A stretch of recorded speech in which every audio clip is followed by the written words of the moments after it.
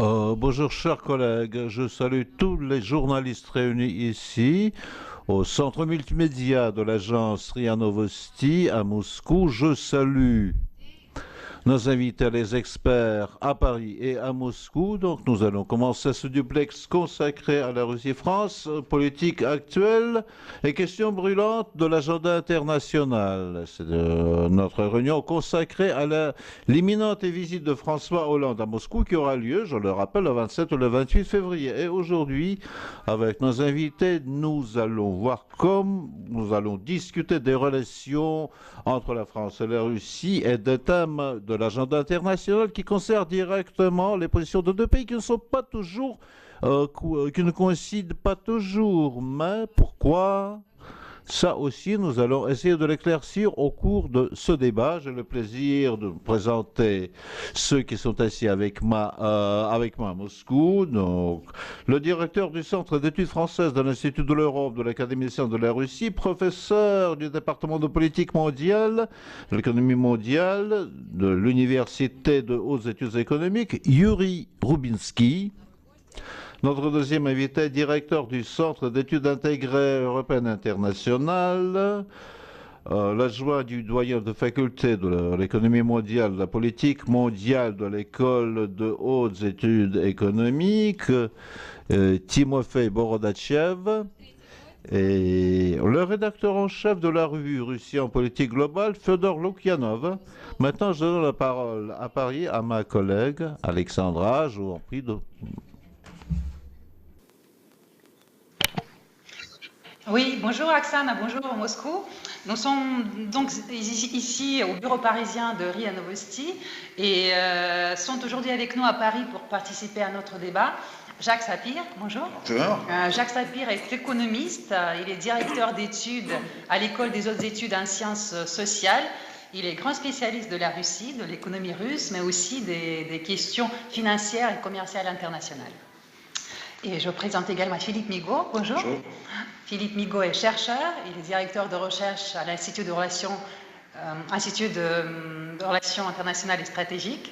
Et il travaille sur la Russie, mais aussi sur les conflits armés et sur des questions militaires et de défense. Merci d'être venus tous les deux et nous voilà prêts à commencer notre débat. À vous, Moscou.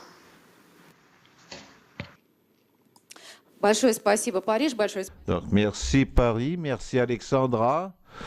Je pense que sans être trop original, je vais poser la question la plus simple. Je commence par vous, Monsieur Rubinsky. Pourquoi François Hollande se rend-il à Moscou? C'est la question que se pose toute la presse, écrite et électronique. Ce qui me paraît important, en l'occurrence, à l'occasion de cette visite présidentielle à Moscou, je vous dirais que la géographie de ces visites était dictée par l'agenda international pour la France économique, agenda économique, non économique ou politique. Il s'est rendu déjà aux États-Unis. Il était au sommet du G20, de l'OTAN. Il a visité toutes les capitales européennes. C'est la priorité de la politique française vu les difficultés dans la zone euro. Il s'est rendu récemment en Grèce. Maintenant, c'est le moment, c'est le tour des autres pays, parmi lesquels de grandes puissances de ceux qu'on appelle BRICS, c'est l'Inde, la Russie. Ce sont donc deux pays où les rythmes de croissance économique sont en moyenne plus élevés que dans les pays de l'OCDE. Et bien sûr, ça, c'est une chose aussi très importante. Deuxième chose, c'est que la Russie et les autres pays, comme la Chine, l'Inde, le Brésil et l'Afrique du Sud, jouent un rôle important dans les questions importantes, essentielles de la politique internationale, ce qui attire l'attention de la France, notamment les événements en Afrique et au Proche-Orient, bien sûr. Ce cercle de questions va primer lors de cette visite dans les relations économiques et au plan plus vaste, les relations entre la Russie et l'Union européenne, c'est que les bilans du dernier sommet de l'UE n'étaient pas vraiment très sensationnels, c'est le moins qu'on puisse dire, mais là la France est un interlocuteur très important pour la Russie et vice-versa. Donc en même temps, je pense que ces questions brûlantes, des questions aussi brûlantes que la lutte antiterroriste des forces françaises au Mali et aussi l'impasse dans laquelle s'est retrouvée la crise en Syrie, qui est dans une impasse. Donc ces questions qui vont être incluses à l'ordre du jour. Merci, Monsieur Rubinski. Maintenant, Paris, c'est à votre tour. Je vous prie d'exprimer votre opinion sur les thèmes de la prochaine visite présidentielle.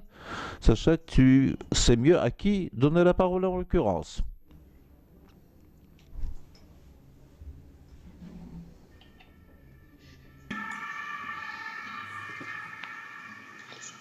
Bien, je pense que cette visite survient après une très longue séquence dans laquelle le président François Hollande s'est avant tout intéressé à l'Europe. On a eu déjà une indication qu'il allait sortir de cette séquence purement européenne quand, à la fin de l'année dernière, il a fait son voyage en Algérie et effectivement, comme Yuri Rubinski l'a remarqué, il a immédiatement enchaîné sur un voyage en Inde et aujourd'hui ce sera un voyage en Russie.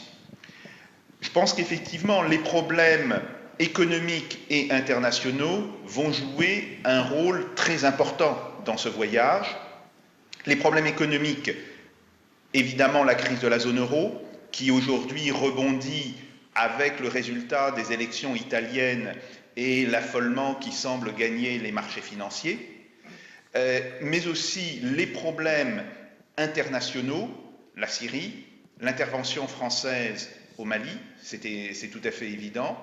Et enfin, on peut se demander si François Hollande, qui est aujourd'hui un petit peu acculé sur sa position économique en France, qui est très contestée, il a été obligé de renier une partie de ses engagements qui avaient été pris lors de la campagne électorale, si François Hollande ne va pas chercher, dans un réchauffement de ses relations avec la Russie, à trouver de nouvelles sources de croissance pour l'économie française. Enfin, je pense qu'il y a un fait qui a été souvent ignoré. François Hollande connaît mal les principaux dirigeants des principaux pays mondiaux. Cela vient essentiellement du fait qu'il n'a pas exercé de responsabilité gouvernementale. Il a été essentiellement le leader du Parti socialiste et il a besoin, d'une certaine manière, à la fois d'être reconnu, mais aussi de connaître plus personnellement toute une série de dirigeants. Et je pense que la dimension personnelle des relations sera très probablement importante dans ce voyage.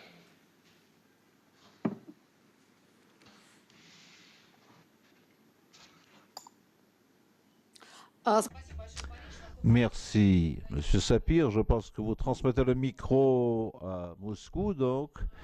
Monsieur Bordachev, à vous la parole. Comme les experts à Moscou et à Paris ont dit que le thème de cette visite, de cette rencontre présidentielle seront très importants. Les questions économiques, questions de sécurité également. Nous allons peut-être commencer par les relations entre Paris et Moscou dans le contexte européen. L'Union européenne vit une période difficile, la crise économique et la Russie. En quoi la Russie pourrait-elle être utile pour la France au plan économique et notamment au plan politique, comme vient de le dire l'expert français? C'est que Hollande voudrait simplement rencontrer, mieux connaître le leader russe et mieux comprendre la Russie. Que pensez-vous? Cette rencontre, cette nouvelle connaissance, que pourra-t-il permettre pour le futur des relations franco-russes afin de rendre les deux pays plus compréhensibles les uns aux autres? Merci. Tout d'abord, je suis d'accord avec mes collègues. c'est que la géographie des visites de François Hollande, un an après son élection, a montré que c'est un président qui est orienté davantage sur l'Europe et la France. Et à la différence de son prédécesseur, n'a pas initié de grands événements, de grands fêtes internationaux, n'a pas cherché à se présenter plutôt sur la scène internationale aux dépens des sujets internes. Mais bien sûr, la tâche qui se posait devant François Hollande, c'est de restaurer ce qui a été perdu lors de la présidence précédente sur le plan européen, rendre plus stable et plus compréhensible les relations avec l'Allemagne et la chancelière Merkel. Et là, François Hollande s'est montré comme un politicien européen fort. Et comme il a pu reconstituer les positions françaises en Europe, il doit s'adressa maintenant au reste du monde tout en demeurant dans le contexte européen comme dans le plus vaste contexte global. Et à mon point de vue, sa visite en Inde où la France poursuit des objectifs principalement des intérêts commerciaux et économiques, mais non pas des intérêts politiques globaux, cette visite montre que pour le moment, le nouveau président français ne véhicule pas encore cette tradition de positionnement de la France comme puissance globale. Il conduit la même politique plus propre, non low profile, bas profil, qui fait profil bas, en limitant sa présence dans médiatique. Mais si on parle des relations entre la Russie et l'Union européenne, je pense que ces dernières années, ces relations étaient déterminées par la crise systémique que connaît l'Europe. Et je ne pense pas que la Russie pourra aider sérieusement l'Union européenne parce que le salut de l'Europe, c'est l'affaire des Européens eux-mêmes. Finalement, la Russie, en tant que participant des institutions, comme membre actif des institutions financières internationales, apporte déjà son aide à l'Union européenne, à certains pays européens, par le mécanisme de la Banque mondiale. Donc là, il est inutile de parler d'outils directs, de la création d'outils plus directs. Aussi, je ne pense pas que la visite de François Hollande, c'est de trouver des approches communes. Russie, France, pour des sujets, pour des grands dossiers internationaux comme celui de la Syrie. Il est fort probable que le président français puisse espérer que sur la base de ce qui a été fait au cours des 18 derniers mois, qu'on puisse trouver une vision de compromis. Merci. Monsieur Bordachev, je donne la parole à Paris, une nouvelle fois, en posant la question suivante. On voudrait demander nos invités français, M. Migaud notamment, quels sont les sujets de l'ordre du jour à l'international qui sont prioritaires pour nos relations bilatérales, parce que si l'on compare les relations russo-françaises avec les relations russo-allemandes, alors là, sur le plan économique, la France est moins importante comme partenaire, malheureusement, pour la Russie. M. Bordachev vient de dire que les sujets de l'ordre du jour international, comme le problème syrien, la recherche d'un compromis en Syrie, un compromis entre la Russie et la France sur cette position, ne pourront pas trouver vraiment ces questions ne trouveront pas vraiment de réponse pendant cette visite. Est-ce que pourtant il existe des points où nos points de vue convergent, sur la Syrie notamment?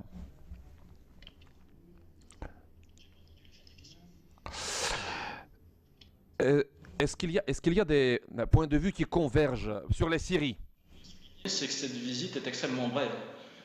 C'est une visite qui va s'étaler sur une seule journée, et en une seule journée, pour faire un tour d'horizon de tous les grands dossiers internationaux, c'est quand même un temps extrêmement limité. Par rapport à un certain nombre de dossiers internationaux, alors oui, bien entendu, il y a des dossiers qui fâchent, le dossier syrien, mais il y a aussi un certain nombre de dossiers sur lesquels la France et la Russie sont en symbiose et coopèrent étroitement, ont une même vision. Sur le dossier, par exemple, du bouclier antimissile en Europe, la France, au sein de l'OTAN, est le meilleur allié de la Russie. Nous sommes sur la même position. Nous ne voulons pas un bouclier conjoint, mais un bouclier commun. Et nous voulons associer la Russie à ce bouclier antimissile. Et nous avons bien compris que si nous n'allions pas dans cette direction, nous irions vers la rupture. Ça, c'est un premier point. Il y a un deuxième point qui me semble évident, c'est qu'il y a un partenariat stratégique entre la France et la Russie. Partenariat stratégique, ça veut dire quoi? Ça veut dire que sur un certain nombre de dossiers militaires, nous sommes des alliés. On a bien vu que certes, sur le dossier syrien, nous sommes en désaccord, mais sur le dossier malien, je pense que Paris et Moscou ont une vision relativement similaire.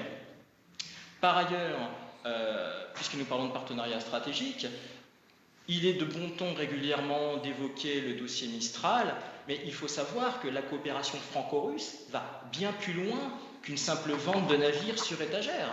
Actuellement, la France teste en Russie, dans une soufflerie à Moscou, teste depuis et va tester depuis les Tupolev 22 les armes qui succéderont aux armes nucléaires actuellement embarquées sur les avions de combat français.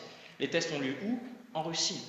Donc il y a un partenariat étroit entre les deux pays, et ce partenariat, il convient maintenant de le conforter sur un certain nombre de dossiers, des dossiers stratégiques, des dossiers d'armement, sur lesquels nous sommes deux puissances complémentaires, parce que si l'on fait un tour rapide d'horizon des puissances qui dans le monde ont encore, d'un point de vue strictement militaire, toutes les capacités technologiques leur permettant de peser en dehors des États-Unis, il ne reste que la France et que la Russie, en attendant bien entendu que la Chine arrive à combler son retard technologique à moyen terme.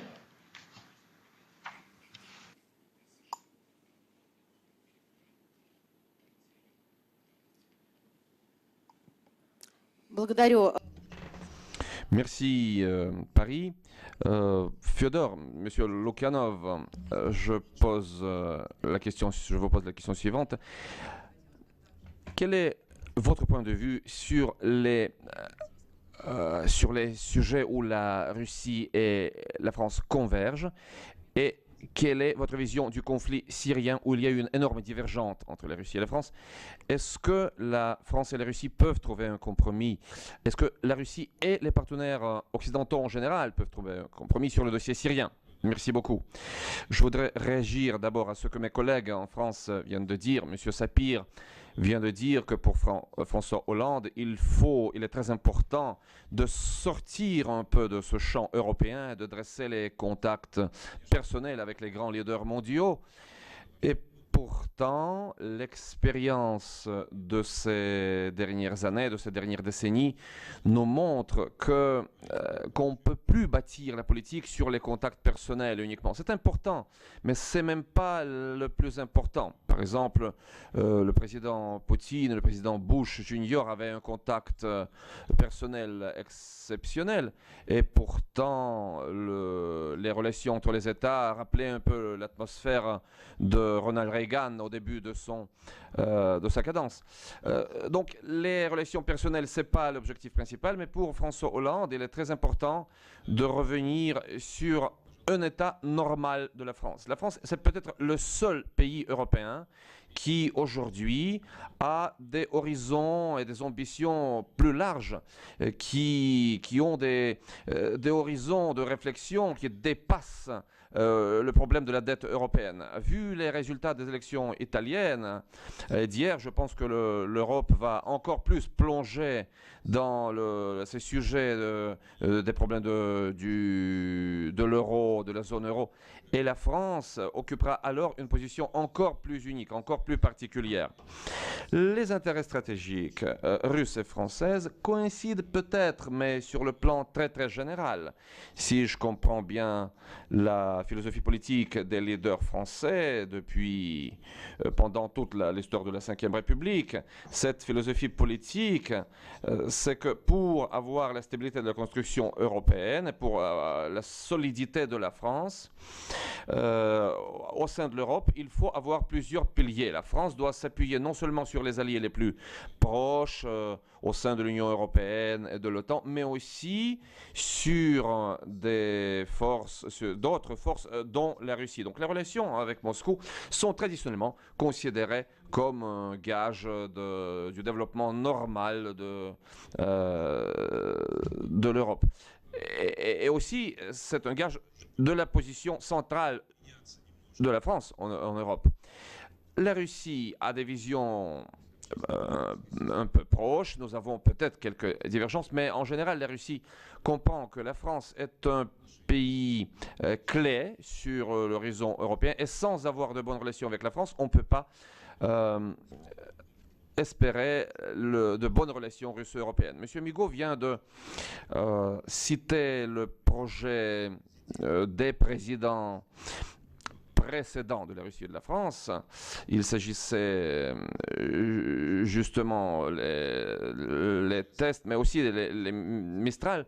Le moment en Russie, là, en ce moment, la situation est un peu différente parce qu'il y a une vive polémique autour de ce contrat, surtout concernant les affaires internes, la discussion sur le développement futur de l'industrie militaire russe, l'industrie de la défense, sur le futur de la réforme militaire en Russie. Mais alors là, le sujet des Mistral est utilisé comme un argument plutôt contre la lignée de la réforme qui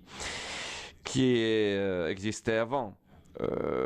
Bien sûr, pour le président François Hollande, comme pour Nicolas Sarkozy avant, il est important de continuer cette coopération parce qu'avant tout, ce sont des emplois en France. Il s'agit d'un grand nombre d'emplois. Mais je pense que là, le président Hollande devra parler très sérieusement avec le président Poutine parce que c'est une question de principe pour la Russie. Est-ce que sur le plan technico-militaire, on dépasse le cadre le vieux cadre de la réflexion, c'est-à-dire s'appuyer sur ses propres forces uniquement, ou non.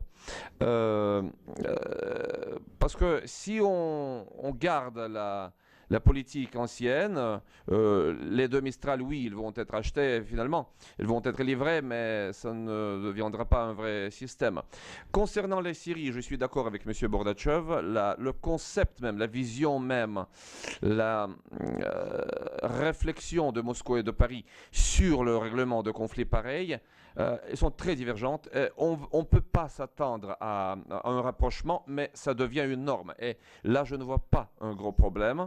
Je ne vois pas de gros problème parce que oui, alors, on a effectivement des positions très différentes. Plus personne n'attend de la Russie qu'elle va modifier sa position, tandis que ce qui se passe vraiment en Syrie, il n'y a pas de dynamique. En Syrie, il y a un gel, il y a un gel dans le combat féroce, ce qui pousse nos partenaires européens et surtout les partenaires américains à peut-être se tourner un peu vers l'approche russe parce qu'ils comprennent que l'approche russe avait des points positifs également. Je vous remercie, Monsieur Lukianov. Je propose à nos invités, d'abord nos invités parisiens et ensuite à nos invités russes de commenter ce qu'ils viennent d'entendre. Alexandra, à vous la parole. Le dossier syrien est un dossier extrêmement épineux et on voit bien qu'il y a une grande différence entre l'approche française et l'approche russe. Mais depuis quand même ces dernières semaines, on peut voir aussi des signes de rapprochement entre ces deux approches et je pense que ce n'est pas entièrement fortuit par rapport à ce qui se passe au Mali. La France est aujourd'hui largement impliquée dans une grande opération au Mali et évidemment, elle est amenée à revoir ou à modifier un petit peu sa position par rapport à ce qui se passe en Syrie. Je voudrais aussi dire une chose, c'est que les problèmes que nous avons aujourd'hui, à la fois dans l'Union européenne et dans la zone euro, qui ne se recoupent que partiellement, la crise de la zone euro est plus grave que la crise de l'Union européenne, ces problèmes ont un impact en Russie. On a vu qu'au deuxième semestre de 2012 et au début de l'année 2013, la croissance a très fortement ralenti en Russie et c'est directement la traduction de la récession dans laquelle nous nous trouvons en Europe. Il faut toujours se souvenir que l'Union européenne et la zone euro, c'est le principal marché de la Russie. Et nous sommes les principaux fournisseurs aussi de la Russie. Donc de ce point de vue-là, il y a à l'évidence une très grande communauté d'intérêts. Maintenant, je suis tout à fait d'accord avec ce qui a été dit.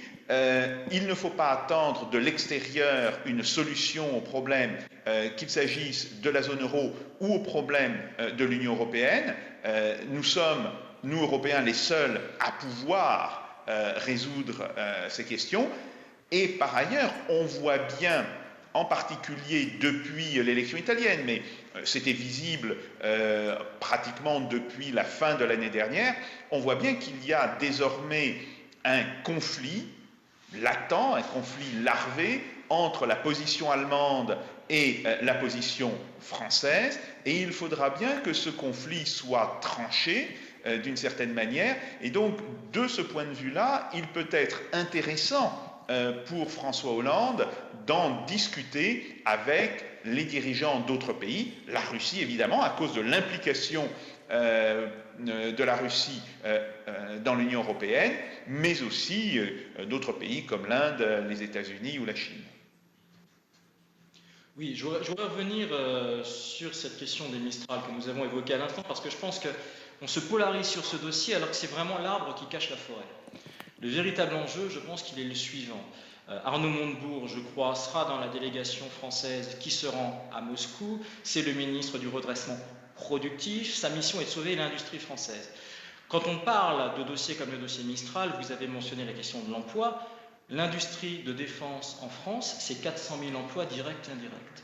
Nous avons un marché domestique qui est en train de s'écrouler avec une baisse drastique des budgets de la défense. Et si nous voulons que nos industries survivent, nous n'avons pas le choix, il faut trouver des relais de croissance à l'export.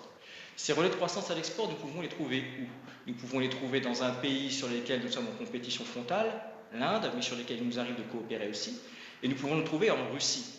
Alors, bien entendu, le véritable enjeu de ce dossier Mistral, c'est que l'industrie de défense russe voit arriver les industriels français d'un très mauvais œil.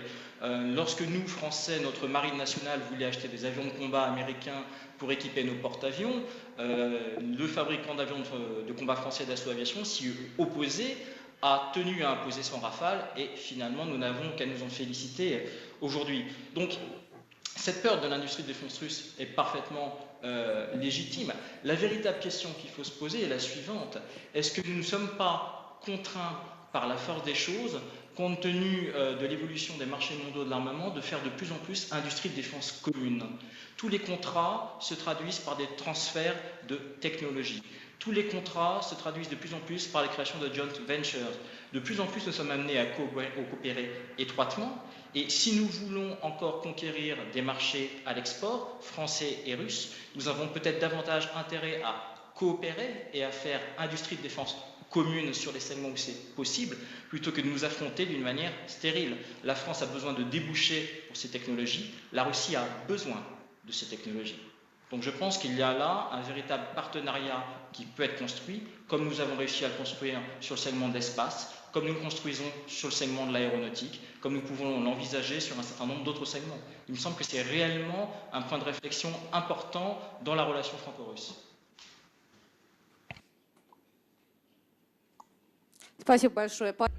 Merci Paris. Maintenant, nous allons passer aux commentaires des experts russes. À vous la parole. Micro, s'il vous plaît.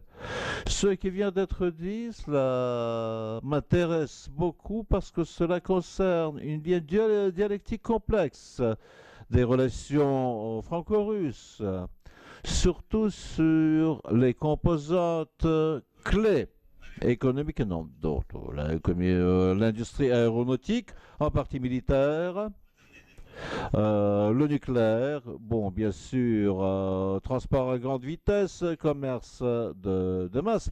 Dans ces secteurs, entre la Russie et la France, il existe en même temps, il y a la concurrence et l'exemple le plus évident, c'est qu'en Inde, et la Russie et la France sont les principaux vendeurs de centrales nucléaires et d'avions de combat. Et dans le même temps, c'est sur ces positions que la Russie et la France sont le plus près l'une de l'autre et coopèrent sur la base bilatérale et même dans des pays tiers.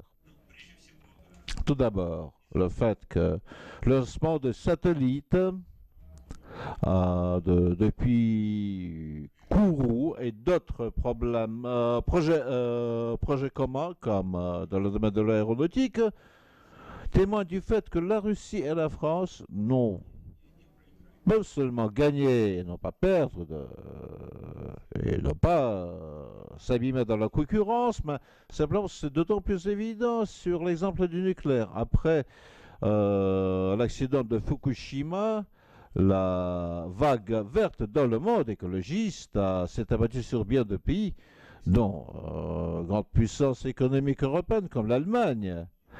Et sur quoi nous concentrer dans la politique énergétique de demain?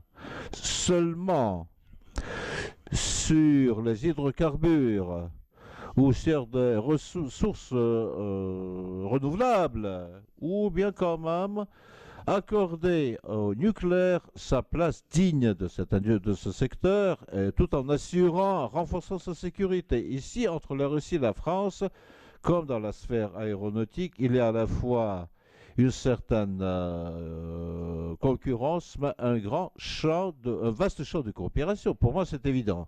Merci, Yuri Rubinsky, Timofey Bordatchev. Oui, je suis d'accord avec le professeur Rubinsky et j'ajouterais que nous pouvons observer une certaine similitude au plan d'organisation, de structure, des rapports existants entre l'État et les affaires, une certaine ressemblance de modèles politiques, notamment en ce qui concerne la priorité des intérêts nationaux à l'étranger et des instruments créés à cette fin. Et là, nous parlons bien des années, durant toute l'histoire des relations franco-russes contemporaines, nous avons affaire à un phénomène que la Russie comme la France sont des fournisseurs de biens sociaux pour le marché mondial, sur des services en matière de sécurité, à portée moyenne pour la Russie c'est récent, et une structure analogue de ce que nous pouvons offrir au marché extérieur. C'est l'exemple de l'Inde, a été fort heureusement trouvé. Mais de notre côté, il faut bien convenir que cette similitude peut rendre les deux pays des concurrents idéaux en quelque sorte. Et encore, cette similitude peut nous remplir d'optimisme qu'avec la volonté politique, la fenêtre des possibilités afin de cette complémentaire, ce qui pourra nous conduire à la complémentarité, sera techniquement facile d'en profiter. Quant aux commentaires de mes collègues concernant le rôle de la Russie et de la France dans le développement de l'Union européenne, je pense que la tâche, l'enjeu de compromis entre la France et l'Allemagne est prioritaire pour la France, étant que le résultat de ce dialogue entre le niveau leader français et celle de Berlin n'est pas suffisant pour qu'on puisse dire que la France et l'Allemagne vont redevenir locomotives de l'intégration européenne. Toute l'intégration européenne a été fondée dans une grande mesure sur la compromission entre deux points de vue plus fédéralistes, comme la vision allemande, et plus centraliste française. Donc le juste milieu était entre ces deux philosophies politiques. Peut-être la Russie pourrait se présenter comme dealer, comme courtier indépendant et modérateur pour les deux vieux partenaires. Merci à vous, Fedor Lukan. Il ne faut pas oublier que l'Allemagne, cette année, il y aura des élections qui sont très importantes. Même si on suppose que la chancelière Merkel demeurera au pouvoir, la situation reste quand même assez imprévisible. Et en cas de changement au sommet, à Berlin, les nouvelles autorités sociodémocrates, pour se souvenir qu'elles sont plus près des socialistes français et que peut-être quelque chose pourrait changer. Mais moi, je reviendrai au thème de Mistral. Je remercie M. Migaud de l'avoir dit.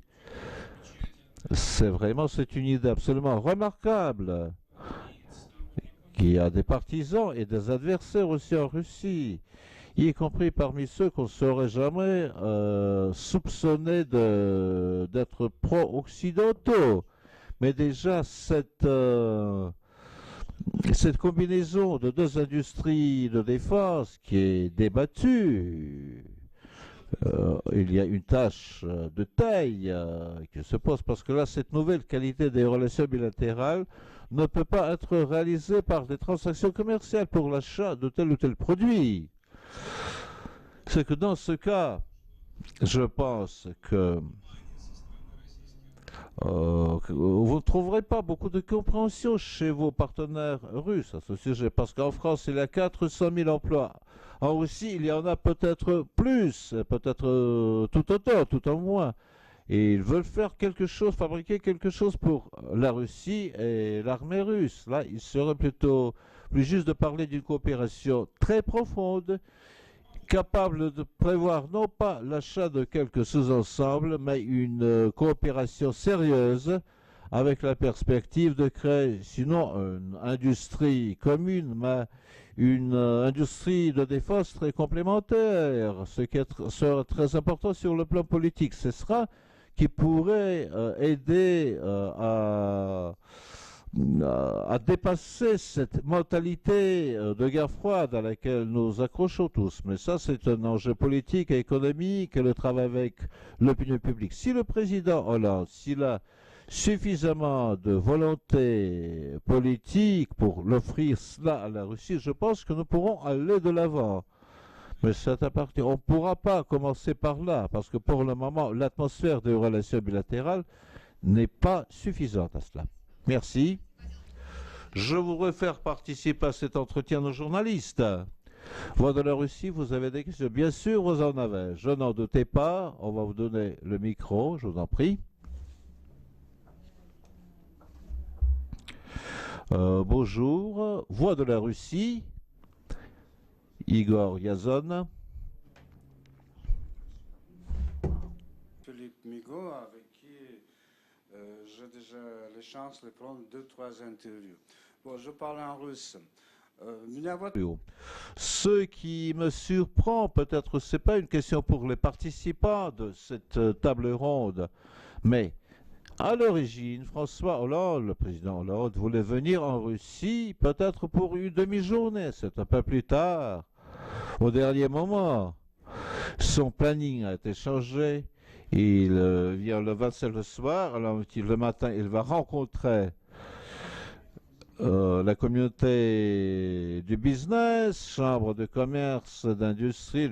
Donc, il va séjourner ici un peu plus. C'est la première fois qu'il va à la capitale d'un pays avec lequel la France a quand même des relations de très longue durée. Je ne sais pas comment l'expliquer. Ce planning initial de la visite présidentielle, peut-être nos experts, ils en savent quelque chose. Déjà, Mistral, oui, bien sûr, on en a beaucoup parlé, mais dès le début, on savait que Mistral ne convient pas à la Russie parce qu'il ne supporte pas plus de moins 7, au-delà de moins 7 degrés. Il a besoin d'un carburant spécial. Et je pense que la signature de cet accord était plutôt conjoncturelle et politique comme événement. Est-ce que vous pourriez commenter ce point de vue? Déjà avec l'ancien ministre de la Défense, le nouveau ministre qui sont plus décisifs, qui ne veut pas poursuivre ce programme. On va faire ce qui est promis, mais pas plus. Merci. Donc, je suppose que la première question, elle s'adresse à Paris. Pourquoi on a prolongé cette visite d'une journée ou presque? Donc, à vous la parole. Paris. La réponse est très simple. La première visite, ou disons le premier programme, ne permettait pas de faire tout ce qui était prévu. On a donc décidé d'allonger cette visite, de passer d'une demi-journée à en fait l'équivalent de 24 heures. Et je pense que François Hollande s'est rendu compte que l'enjeu général de cette visite imposait de rencontrer toute une série de gens, toute une série de groupes sociaux en Russie. Il ne faut pas chercher plus loin. Simplement, le fait qu'on n'y ait pas pensé avant témoigne justement de ce que, chez François Hollande et dans son entourage proche, on n'a pas réellement une connaissance approfondie des questions internationales et d'une certaine manière, on découvre un petit peu la logique de ces relations internationales. Vous savez, François Hollande est quelqu'un qui est allé aux États-Unis, qui est allé très souvent dans différents pays européens, que ce soit en Allemagne, en Italie, en Grèce, etc. Il est fondamentalement très peu sorti de l'Europe. Et il est en fait très peu sorti de la France. Donc c'est d'une certaine manière un problème, mais c'est un problème sur lequel il ne faut pas non plus trop s'attarder parce que d'une certaine manière, François Hollande est le représentant de la France et en tant que tel, il doit assumer nécessairement la continuité et l'importance des relations franco-russes telles qu'elles ont été expliquées, que ce soit par nos amis russes ou par Philippe Migaud. Je pense que tu veux intervenir sur la question du Mistral. Oui, sur la question du Mistral, j'ai envie de faire un tout petit peu d'humour, si vous le permettez. Si un bâtiment n'est pas capable de sortir de la rade de Brest quand il fait -7, je suis moi-même de Brest, je me demande réellement pourquoi on l'a construit. Je précise d'ailleurs que le Mistral s'est rendu à Saint-Pétersbourg alors qu'on était en automne, fin automne, début hiver, si je ne m'abuse. Je pense que les températures qu'il y a à Saint-Pétersbourg à cette époque de l'année sont quand même relativement basses. Donc je pense que c'est un argument technique relativement vicié.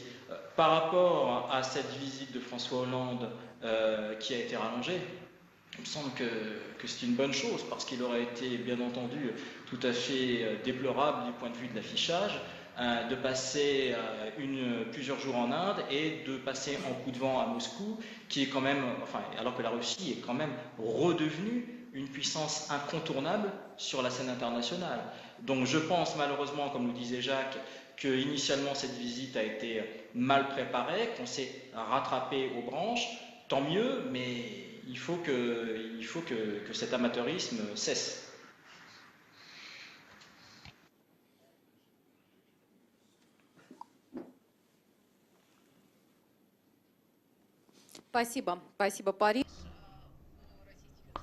Merci Paris. Est-ce que les experts russes voudraient commenter, professeur Rubinski?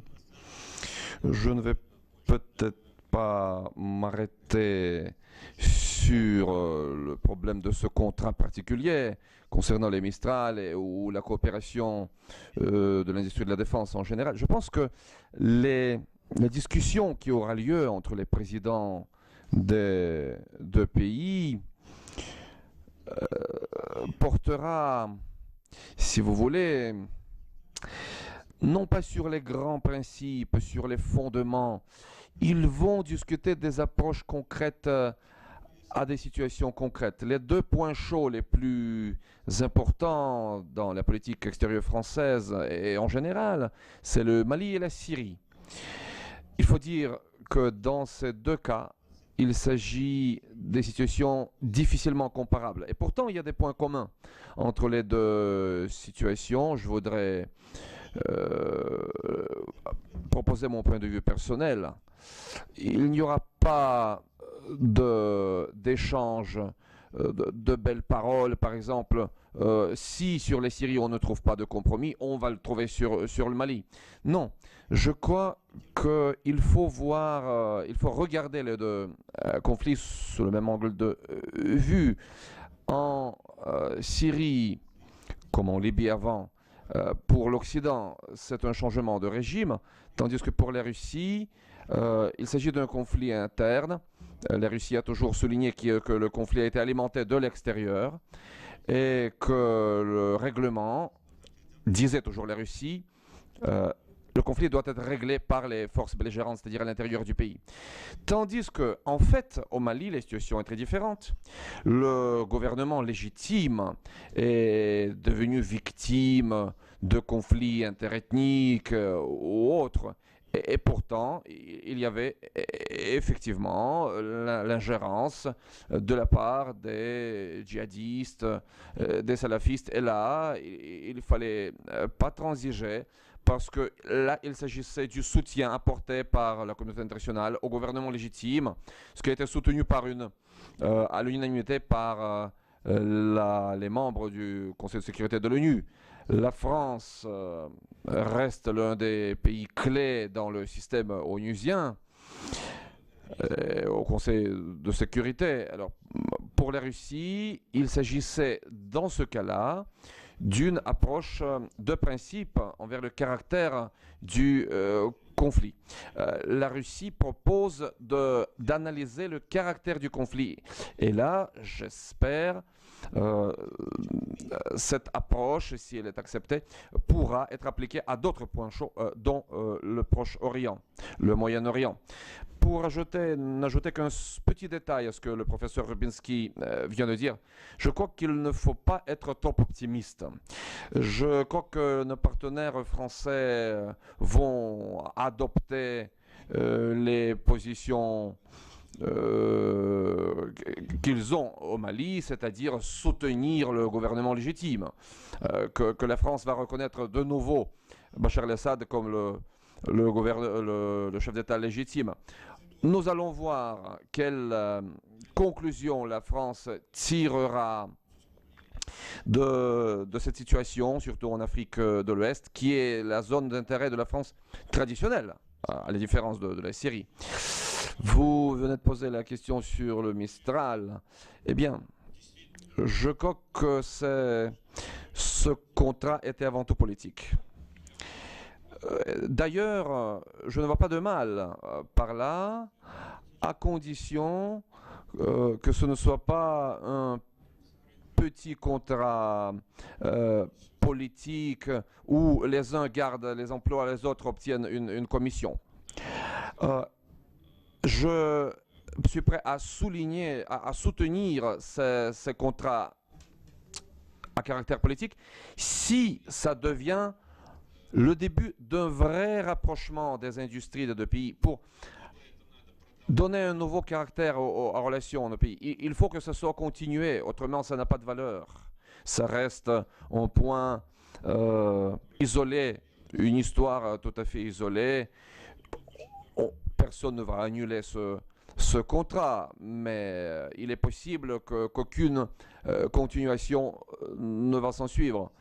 Je voudrais appeler nos collègues français que si la France est vraiment intéressée, comme M. Migaud vient de nous dire, est intéressée par les exportations, il faut alors formuler de nouvelles propositions plus ambitieuses, plus larges, et non pas simplement faire avancer un produit.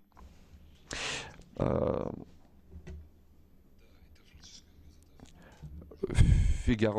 Figaro, une question aux experts russes qui est posée en russe. Vous venez de dire que les relations personnelles entre les dirigeants ne jouent pas de nos jours de rôle fondamental. À mon avis, c'est le contraire. Je crois que ces relations, si elles s'établissent, pourront jouer un rôle très important. Ce que j'essaie de comprendre, quelle est la vision de François Hollande en Russie? Il est très différent de Nicolas Sarkozy. Sarkozy avait une très bonne image en Russie. Il vient d'être invité en Russie par M. Poutine il y a quelques mois. Tandis que François Hollande appartient au Parti socialiste, à la mouvance socialiste.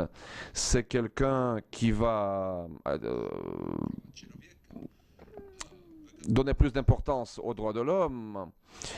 Peut-être que dans ce contexte, il faut dire que pendant la presse-conférence de M. Poutine à Paris, il y avait des tensions entre ces deux dirigeants. Nous avons senti une certaine tension entre les deux présidents pendant cette conférence de presse. Alors, quelle est la vision des Russes? Quelle est la vision de François Hollande en Russie? Quelle est son image? Monsieur Rubinski, écoutez, je ne vais pas aller dans les détails. Je ne vais pas analyser le caractère de Poutine et de Hollande. Ce sont des personnes qui sont très différentes. la question, la clé du problème n'est pas dans la mouvance socio-démocrate ou socio-libérale à laquelle appartient François Hollande. Lui, son profil politique, ses valeurs, il faut dire qu'il est le disciple, le continuateur de François Mitterrand. Voilà. Avant tout, François Mitterrand avait une vision, pour ainsi dire, négative du communisme et du régime soviétique. Mais lorsque la situation en Europe et dans le monde a changé, il a revu radicalement la politique française, la politique des premières années de sa présidence. Et il faut dire que Moscou, de l'époque de la perestroïka, a trouvé un langage commun avec lui. Si je me rappelle bien, j'ai rencontré pour la première fois François Hollande lorsqu'il travaillait à l'Élysée, lorsqu'il était l'un des représentants de François Mitterrand, l'un des ambassadeurs de François Mitterrand pendant sa deuxième campagne présidentielle. François Hollande expliquait aux représentants des ambassades quelle est la vision de la politique internationale de François Mitterrand. Je crois que c'est une personne très souple, qui a ses principes, mais je crois que c'est une personne, François Hollande, qui sait chercher des points de convergence. Ce n'est pas quelqu'un qui cherche une confrontation. Ce n'est pas non plus quelqu'un qui est prêt à vendre ses principes pour avoir un profit rapide. C'est l'homme de compromis. Je pense que son objectif, c'est de trouver un compromis sur le plan personnel aussi. Je crois que sur le plan personnel, j'ai rencontré l'un et l'autre. Sarkozy, c'était quelqu'un avec qui il était difficile de trouver un langage commun, mais dès que c'était trouvé, c'était vraiment un ami. Tandis qu'avec François Hollande, il ne faut pas vraiment chercher le langage commun. C'est quelqu'un qui lui-même est prêt à un compromis, même sur un point où les points de vue convergent. Je crois que donc les dirigeants russes ne doivent pas attacher une importance particulière au caractère personnel de François Hollande. Ça doit être un peu laissé en dehors des parenthèses. Je crois que François Hollande, ce n'est pas quelqu'un qui est, vous savez, sur une tribune, qui profère des mots, une rhétorique très hostile à qui que ce soit. Je voudrais soutenir la position de l'intervenant précédent.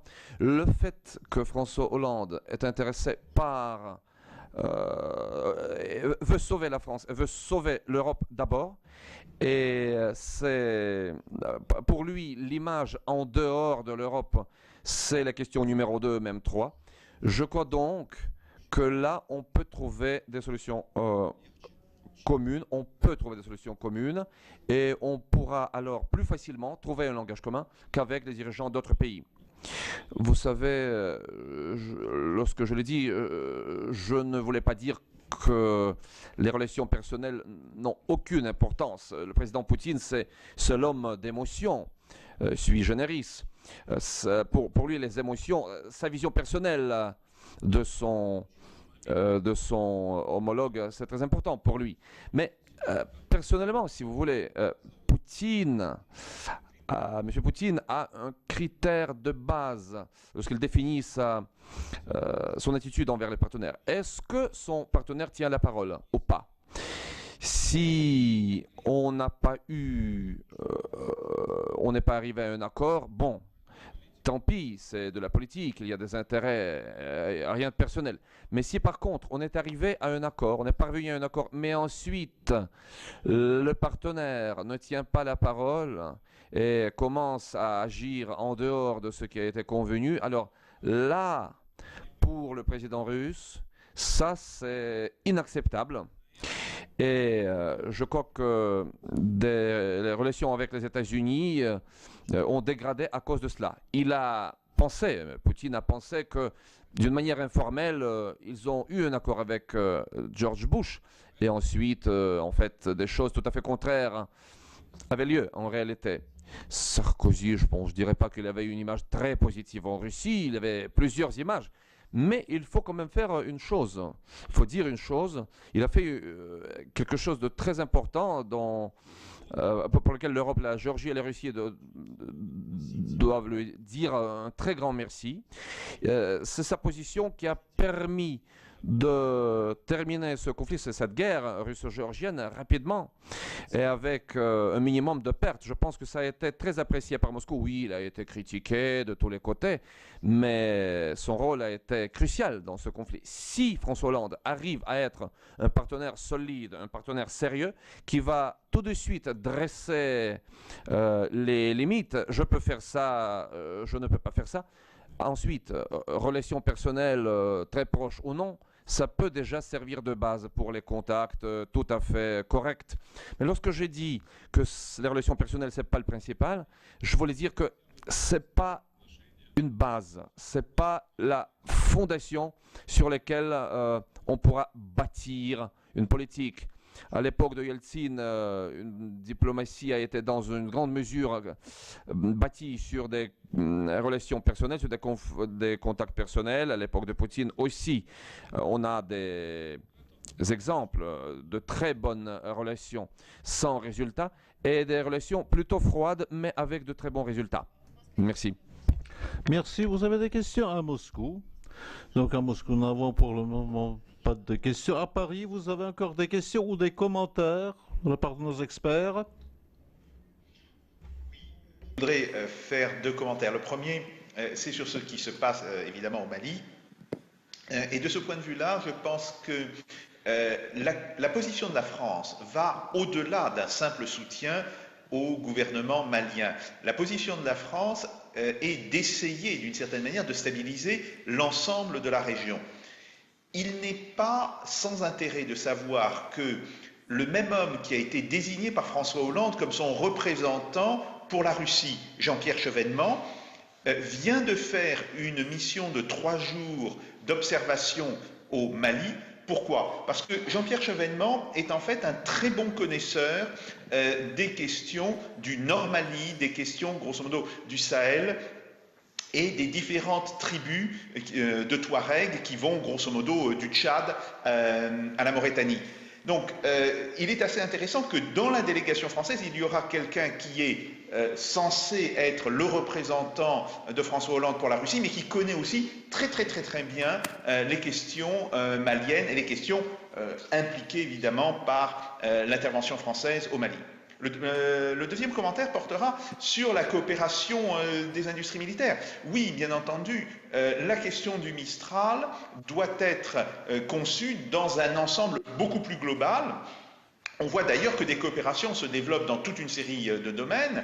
La Russie a vendu des chars à l'Inde, mais ces chars étaient équipés d'une conduite de tir française. Cette conduite de tir française, par ailleurs, était produite sous licence par l'usine d'Optronic de Vologda. C'est un exemple, et je pense que ce genre d'exemple devrait être appelé à se multiplier. De ce point de vue-là, se pose aussi la question de savoir est-ce que l'armée russe va être uniquement, disons, dans un cadre d'une défense de la Russie et de l'étranger proche, ou est-ce que cette armée va se penser, comme toutes les armées modernes aujourd'hui, comme une armée participant à des opérations de l'ONU, des opérations de stabilisation, des opérations de maintien de la paix, et ça implique, en particulier pour les forces navales, des capacités de commandement en mer, des capacités de déploiement en mer, et de ce point de vue-là, je pense que l'industrie française peut apporter des choses à l'industrie russe parce que l'on est dans un domaine qui n'était pas un domaine si familier que ça à l'industrie russe.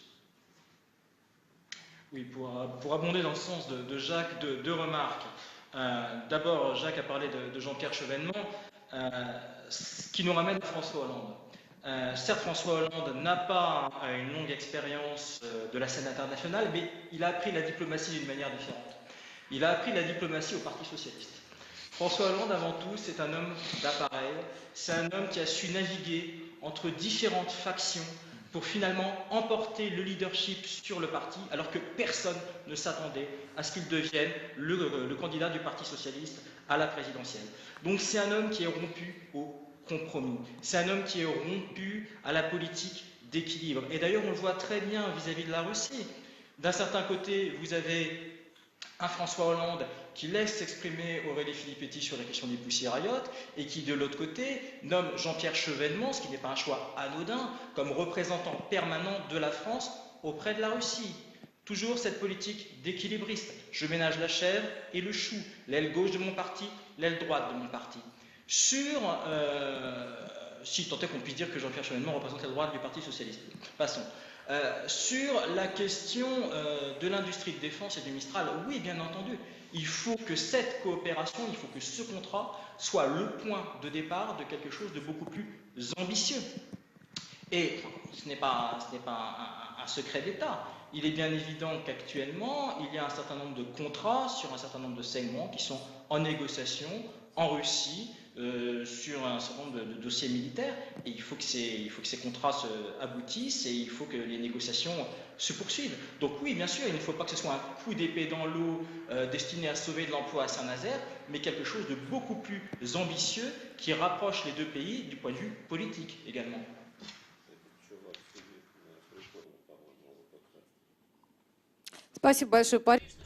Je remercie Paris. Donc, je pense que nous avons soulevé un grand nombre de questions. Même on a parlé du Mali. Donc, sur cette question, les positions de la France et de la Russie convergent.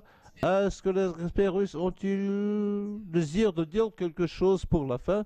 1 minute pour chacun. Monsieur Robieski. Je pense que difficile de dire quelque chose de fondamentalement nouveau. Je voudrais simplement exprimer l'espoir que ce premier contact ne sera pas le dernier, j'en suis convaincu.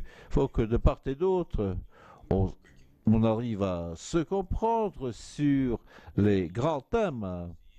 Et cela existe, nous en avons parlé. Et je suis plutôt enclin à supposer que cette compréhension mutuelle, c'est l'enjeu majeur de cette visite, et non pas un contrat spécifique. Parce qu'aujourd'hui, il y va de savoir apprécier le gouvernement français et pour les anciens de s'apprécier entre deux gouvernements russes et français, savoir où sont les points de convergence. Si on retient le critère doit parler Fedor Lukian, je pense que cette rencontre il y aura une suite. Maintenant, pour moi, après le professeur Rubinski, je n'ai rien à dire. Je dirais une chose importante dont nous n'avons pas encore parlé. Je pourrais visiter une fondamentale, là aussi pourrait jouer un grand rôle dans l'affaire historique. De pas rétablir la paix entre François Hollande et Gérard Depardieu qui se trouve actuellement en Russie. Donc sur cette note optimiste, nous allons terminer notre duplex. Je remercie nos invités à Paris et à Moscou pour un entretien riche en contenu. Merci. Revenez dans ces studios. Merci.